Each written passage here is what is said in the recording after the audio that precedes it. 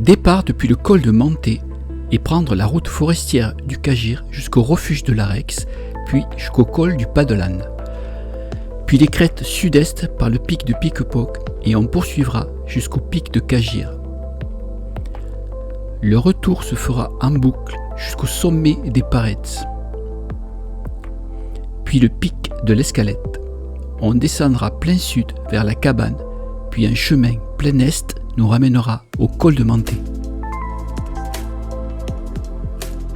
Bienvenue sur Carnet Rando. C'est dans le Comminges que je vous emmène aujourd'hui pour l'ascension d'une très jolie boucle de 4 sommets. Sommet de Piquepoc, pic de Cagir, sommet des Parets et pic de l'Escalette.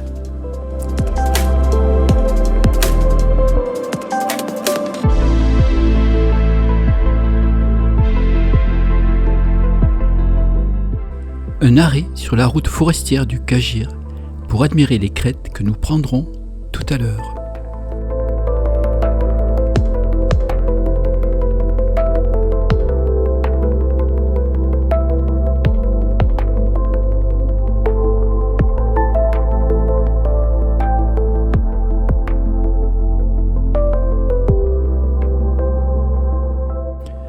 Nous aboutissons au très joli refuge de l'Arex, composé de 3 bâtiments, le grand étant la cabane du berger et le petit ouvert aux randonneurs.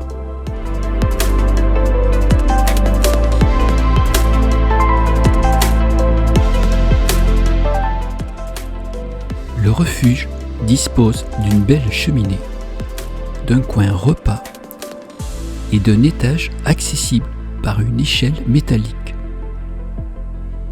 où l'on trouvera quelques matelas pour passer la nuit.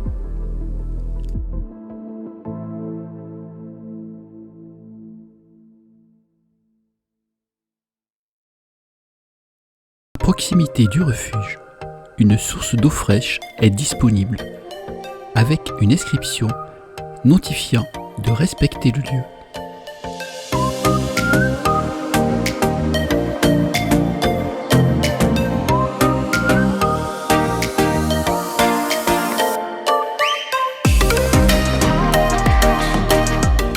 Suivre nord-ouest le sentier balisé en rouge et jaune.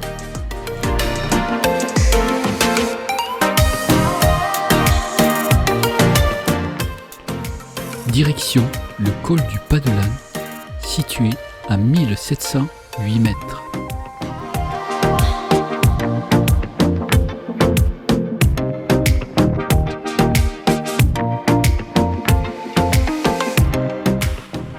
Panorama qui mène du col du Pas de l'Âne jusqu'au pic de Cagir, en passant par le pic de Piquepoc.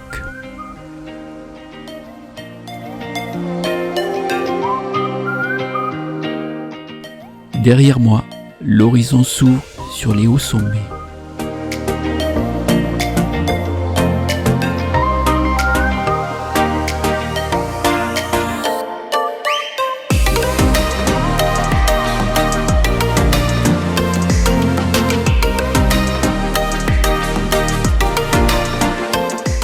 La partie finale pour accéder au col du Pas de l'Âne est raide mais sans aucune difficulté.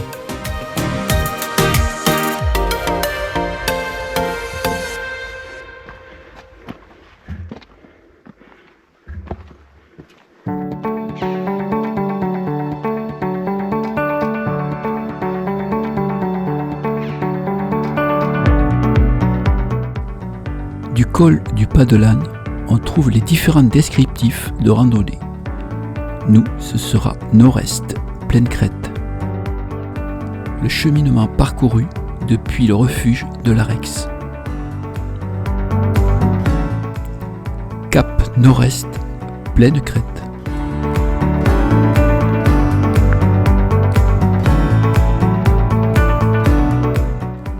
Après un passage ludique en crête, on continue à flanc pour arriver au premier sommet de la journée, le sommet de Piquepoc. Du sommet à 1898 mètres, vue plein sud.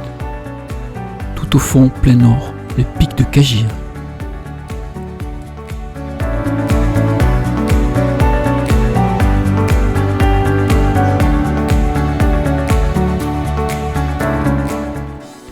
C'est un peu un cheminement en montagne russe avec de superbes vues sur les versants est et ouest. Le sentier passe devant un gouffre impressionnant d'une profondeur de 30 mètres, où des chocards à bec jaune ont élu domicile.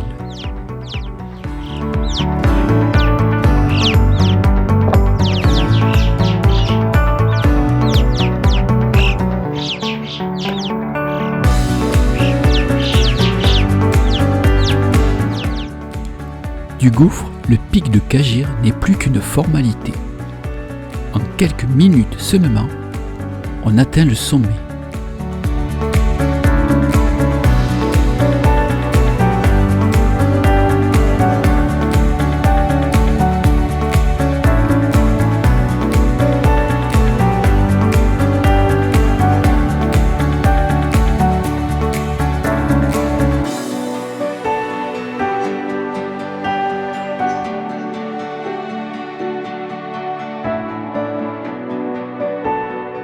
Celui-ci culmine seulement à 1912 mètres, mais la vue qu'il offre sur la haute montagne ainsi que sur la plaine y est très impressionnant.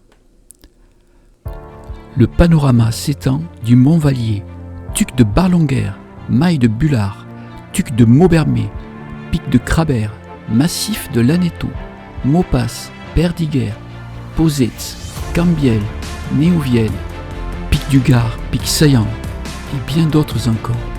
Sur le versant nord, c'est la plaine du Comminges.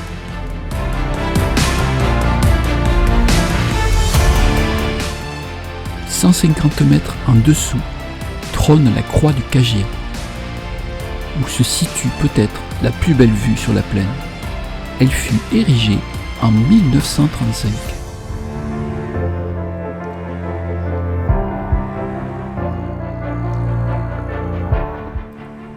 Pause déjeuner bien méritée au pied de la croix du Cagir, avec une vue imprenable.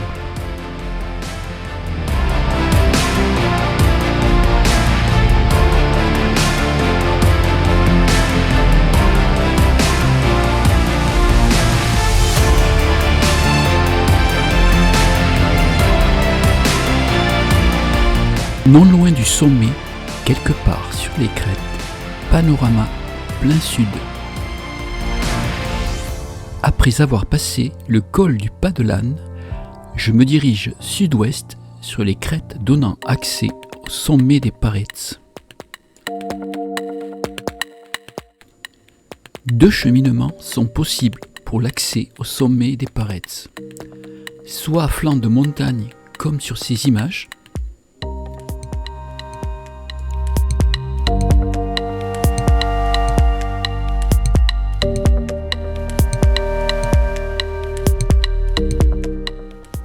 on suit la sente qui est très bien marquée et quelques rares fois, on pose les mains pour se hisser et continuer sa route.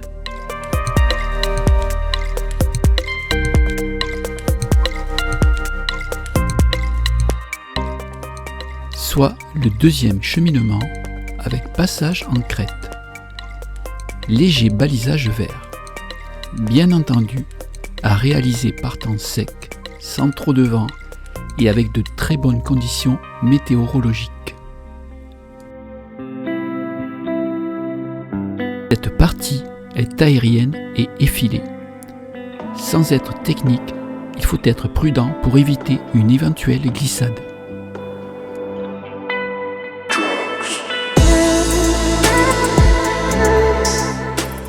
Ludique, le passage sur les crêtes n'est pas très fréquenté et offre à plusieurs endroits de superbes points de vue.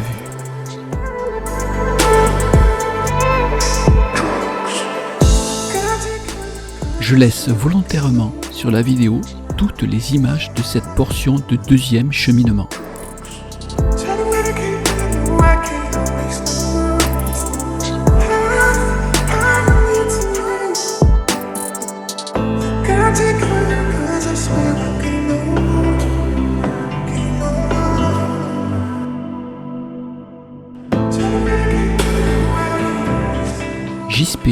rocailles et petits arbustes sont présents sur cette crête.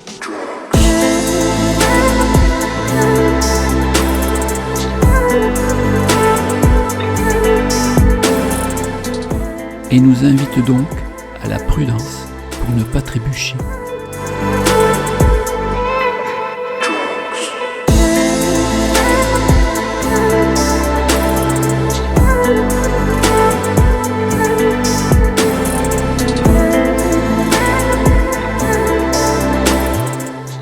Il est conseillé pour certaines personnes en difficulté ou pas très à l'aise d'emprunter le sentier plus abordable et moins aérien juste en dessous.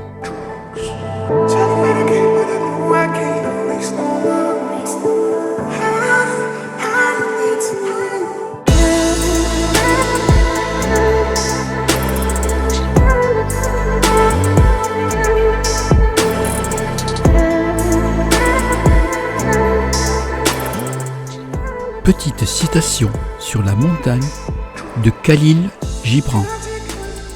Entre les rivages des océans et le sommet de la plus haute montagne est tracée une route secrète que vous devez absolument parcourir avant de ne faire qu'un avec les fils de la terre.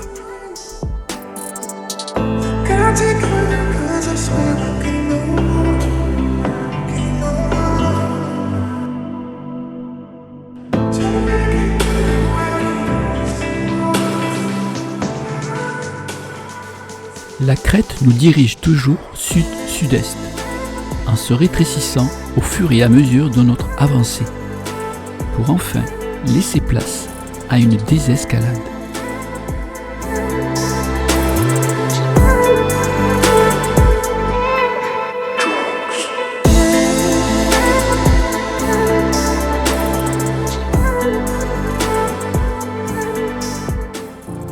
Après quelques pas de désescalade, on retrouve à cet endroit la jonction des deux cheminements possibles, soit par la crête, soit à flanc de montagne.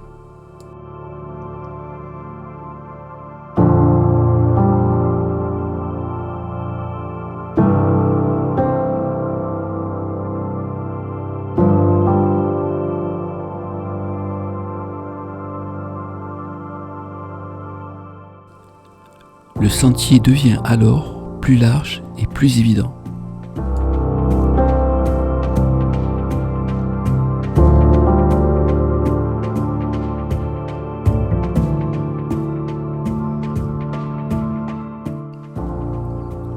On retrouve toujours un panorama fascinant entre le pic du Gard et le pic Saillant, les crêtes pour l'accès au pic de Piquepauque et au pic de Cagir, et le sommet des Parets juste derrière moi.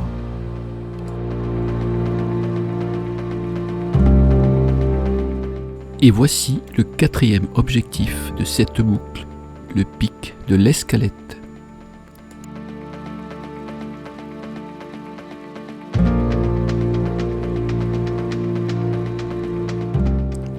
Le sommet des Parets n'est plus qu'à quelques mètres.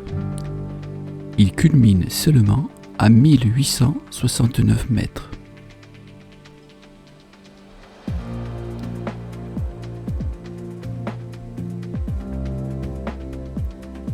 Il offre une très belle vue sur le pic du Gard et le pic Saillant.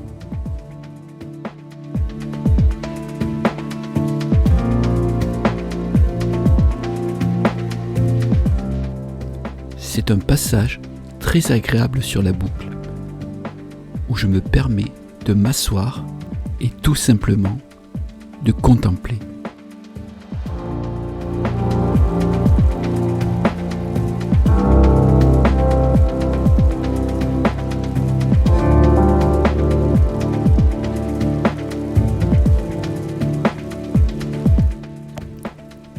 Le pic de l'Escalette, à présent, nous fait face. Mais il va falloir encore passer par un petit col pour y accéder.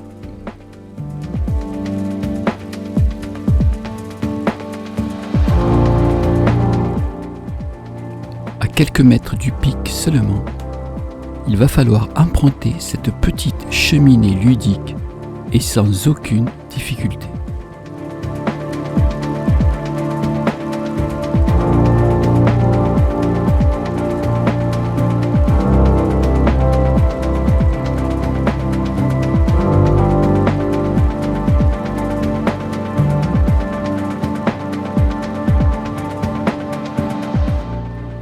Au débouché de la cheminée, quelques pas seulement suffiront pour nous amener au sommet du pic de l'Escalette à 1856 mètres.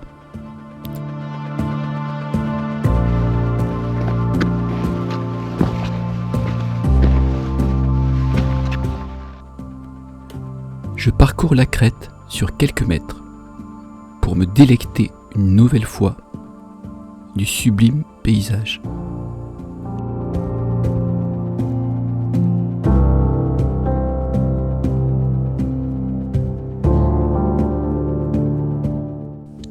Depuis le pic de l'Escalette, les 3 sommets effectués en point de mire.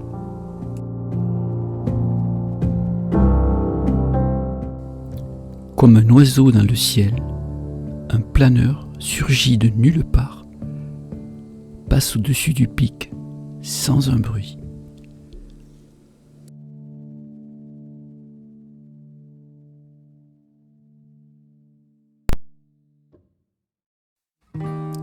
Redescente par la petite cheminée pour revenir au col. Puis, plein sud, on redescend sur la cabane de l'Escalette.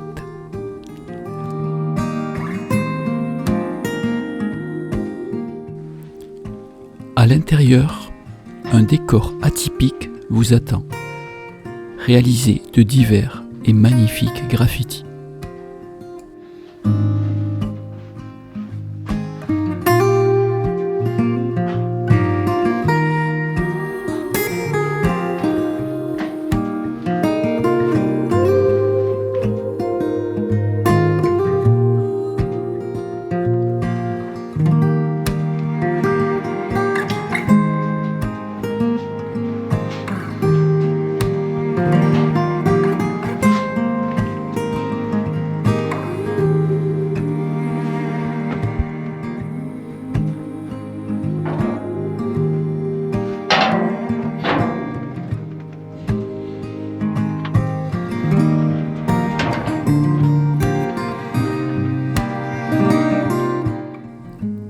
De la cabane de l'Escalette, le panorama est toujours aussi saisissant.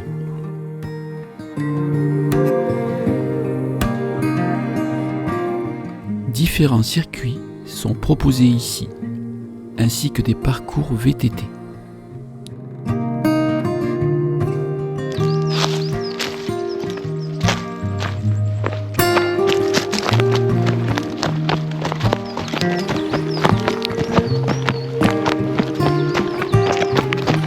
Ainsi s'achève la boucle avec le retour au col de Manté, près de 9 km, 6 heures avec les pauses et environ 800 mètres de dénivelé.